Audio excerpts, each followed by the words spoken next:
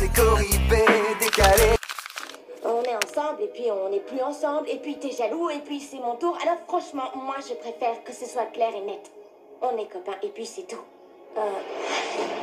Mais bordel! Vous vous tournez autour depuis 4000 ans! C'est hyper chiant à la fin! Sortez ensemble une bonne fois pour toutes! Merde! Mais t'y crois pas? Quelle idiote! Bon, bah je suis bonne pour aller me racheter une télé.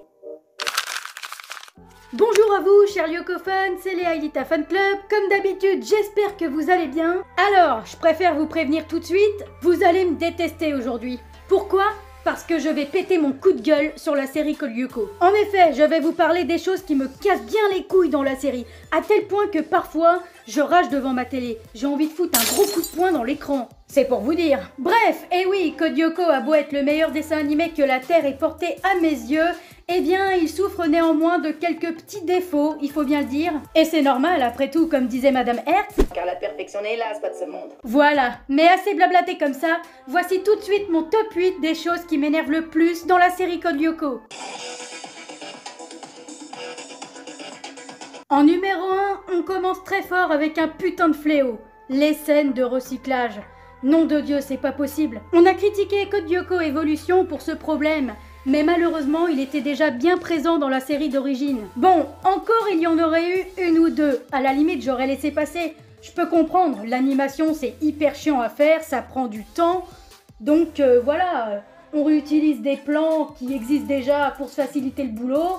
Je peux le concevoir une ou deux fois maximum. Mais quand c'est sur la série entière et qu'il y en a dans toutes les saisons, là par contre je dis non, foutage de gueule quoi. Alors des réutilisations abusives de plans comme ça, il y en a eu tellement que je saurais même plus les compter. Mais il y en a 3 qui ont retenu particulièrement mon attention, car ce sont des scènes qui ont été revisitées à toutes les sauces, dans pratiquement toutes les saisons. La première est issue de l'épisode 54, Lyoko-1, celle où Aelita essaye de contrer la méduse, enfin elle se défend un minimum quoi, elle lui envoie un petit champ de force, bon, dans le vent évidemment, et puis elle se fait quand même choper au bout d'un moment. Et bah cette scène là on la retrouve dans l'épisode 64, Surmenage, dans la même saison en plus, sauf que là il y a une petite différence, ils ont juste changé le décor, voilà. Au lieu du territoire forêt, ils ont mis un décor du territoire de la montagne, mais voilà, mais pourquoi se crever le cul après tout, hein? Puis cette scène-là, on la retrouvera une dernière fois dans la 4e saison, dans l'épisode 90, Médusée, avec quelques légères modifications, mais bon, la base c'est la même. Hein. La prochaine est issue de l'épisode 8, Clap de fin. C'est le petit délire fun là que Odd et Aelita se tapent en glissant dans le toboggan de glace du territoire de la banquise. Oh, j'ai adoré ce passage d'ailleurs. Mais quand c'est trop, c'est trop. Cette scène-là, en tout, on la verra 3 fois. Une deuxième fois dans l'épisode 41, Ultimatum, puis encore rebelote dans l'épisode 59, Le Secret. Et pour finir, la scène qui a été revue et revue et revue des dizaines et des centaines de fois est issue de la 4e saison, mais en fait il y en a plusieurs, il y en a 2 précisément. Ce sont les combats d'Ulrich versus William et de Yumi versus William. Alors certes, certains paramètres de combat divergent un petit peu selon les épisodes, certaines scènes seront légèrement modifiées, mais généralement la base du combat restera la même encore une fois. Et là c'est vraiment abusé parce que je rappelle quand même qu'il s'agit de la 4e saison. Et c'est d'autant plus impardonnable car c'est celle-ci qui contient le plus de recyclage. En gros, ils ont choisi la facilité quoi, ils sont vraiment pas fait chier, et ça m'énerve. La deuxième chose qui m'insupporte dans la série, ce sont les putains de clichés, surtout au niveau des personnages principaux. Chacun d'entre eux représente un cliché bien tenace. Je sais pas si je suis la seule à l'avoir remarqué, mais ça me saoule bien, ouais. D'autant plus qu'il y en a à profusion, c'est incroyable. Pour commencer, on a Jérémy qui est représentatif de l'intello de service, donc le mec qui a toujours des bonnes notes en classe, qui est super sage, mais surtout qui porte des lunettes bien sûr. Bah oui, c'est bien connu, si on porte des lunettes, on est forcément des intellos. Non mais faut arrêter avec ça, hein.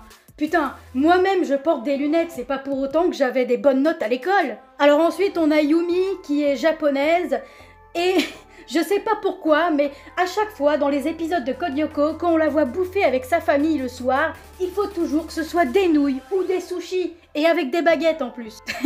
Non mais c'est pareil, c'est pas parce que t'es japonais que tu dois forcément manger toujours japonais. Alors, je veux bien croire que ses parents sont très attachés à leur origine, mais quand même, faut pas déconner.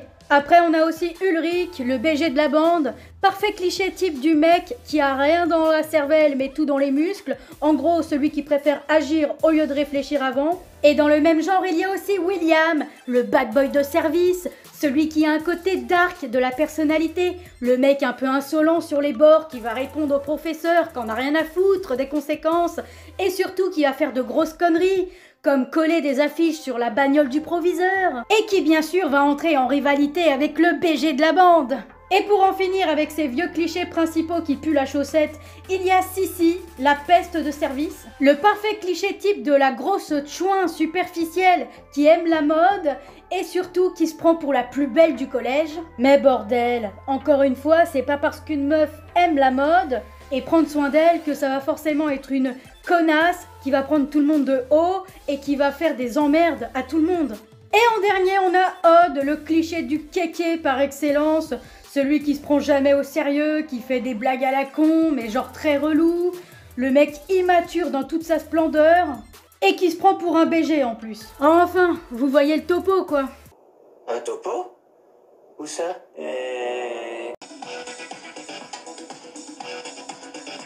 Bon, alors pour ceux qui se demandent toujours pourquoi j'ai pas parlé d'Aelita, rassurez-vous, c'est normal, justement j'y viens. Alors, comment dire? Sur elle, il y a tellement de choses qui m'énervent, il y a tellement de trucs à dire, qu'elle va carrément avoir droit à son propre petit dossier perso. Eh ouais. Oh là là, je crois que c'est ça en fait qui me gave le plus dans cette putain de série.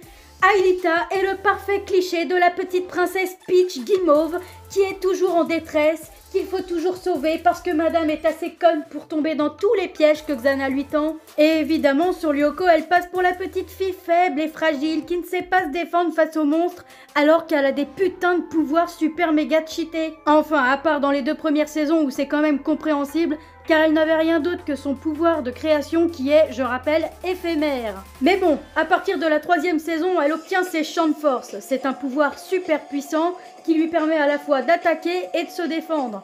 Mais le problème, c'est qu'elle en fait une utilisation minimale dans la série. Tout comme ses ailes d'ailleurs, qu'elle utilisera jamais à bon escient au cours de la 4e saison. Et c'est ça en fait qui est vraiment chiant et énervant à souhait.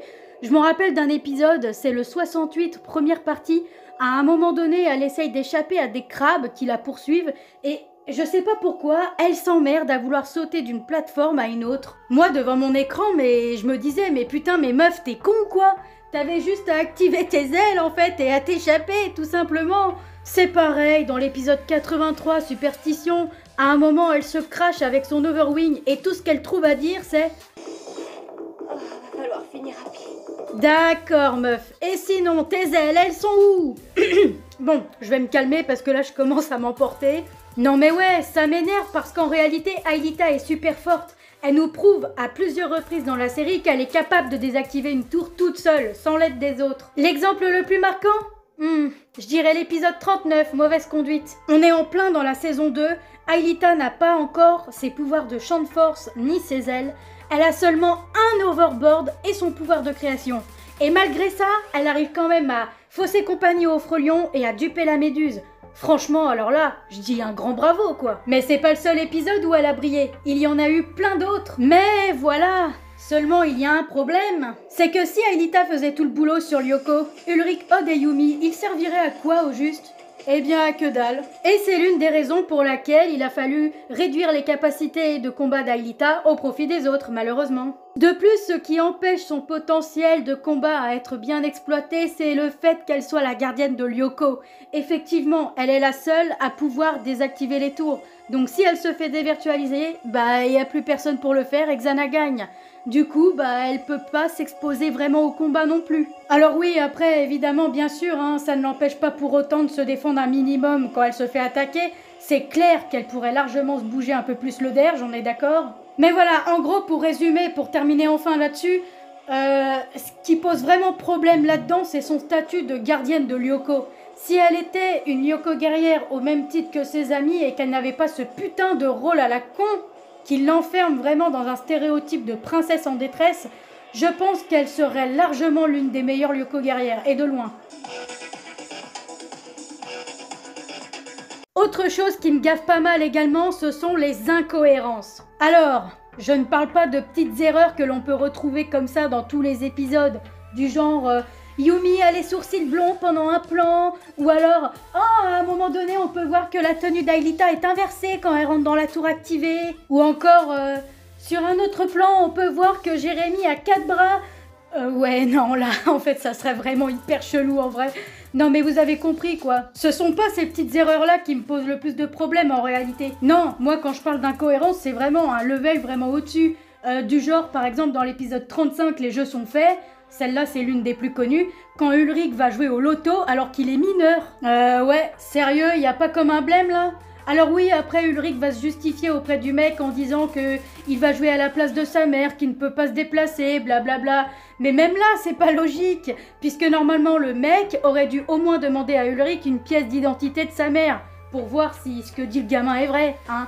Mais non, même pas. Il le laisse jouer. Bah oui, après tout, un gamin de 13 ans qui joue au loto, c'est normal. Bah oui, bien sûr. Nouveau fail de cohérence dans l'épisode 73 Réplica, puisque Odd et Aelita vont s'embrasser devant Hervé et Nicolas, alors qu'ils sont censés normalement être cousins-cousines aux yeux des élèves de Kadik. Et oui, là, nos héros se sont un petit peu trahis. Mais bon, fort heureusement pour eux, Hervé et Nicolas sont tellement teubés qu'apparemment une liaison incestueuse n'a pas l'air de les déranger plus que ça.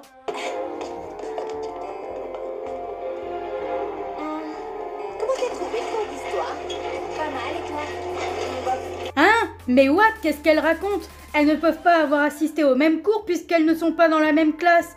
Putain, mais ils font exprès là, c'est pas possible. Une autre incohérence hyper flagrante a été repérée dans l'épisode 79, Arachnophobie. Non mais alors celle-là, elle est vraiment incroyable. Donc on a Odd en train d'exterminer des araignées cybernétiques. Seulement, il y a un problème, au bout d'un moment, il se retrouve à court de munitions. Donc Jérémy lui recharge pas moins de 10 000 flèches laser. Et c'est là que le gros fail intervient, puisqu'après que Odd ait balancé 2 nouvelles fléchettes, et bien voilà ce que Jérémy balance. Odd, t'as plus qu'une fléchette. Non mais what the fuck? Depuis quand 10 000 moins 2 ça fait 1? Bah ouais, non mais sérieux, qu'il retourne en primaire réviser ses classiques notre cher Einstein, parce que là ça va pas du tout. Autre détail chelou, dans l'épisode 41 Ultimatum, quand la méduse pompe la mémoire à Aelita, on peut s'apercevoir que celle-ci descend à 192. Mais quelques plans plus tard, on peut s'apercevoir qu'après que Odd et Yumi ont été virtualisés, la mémoire d'Aelita est remontée à 1011. C'est à se demander ce qu'elle branle la méduse. Elle lui pompe la mémoire pour ensuite lui en rendre. Mais c'est complètement débile. Dans l'épisode 13 d'un cheveu, il y a aussi un passage qui m'a bien fait bugger. C'est quand Jim entend les aboiements de Kiwi. Donc là, il est tout content, il a une chance de choper le chien enfin, donc il se met à sa recherche, il écoute à toutes les portes pour essayer de voir d'où viennent les bruits.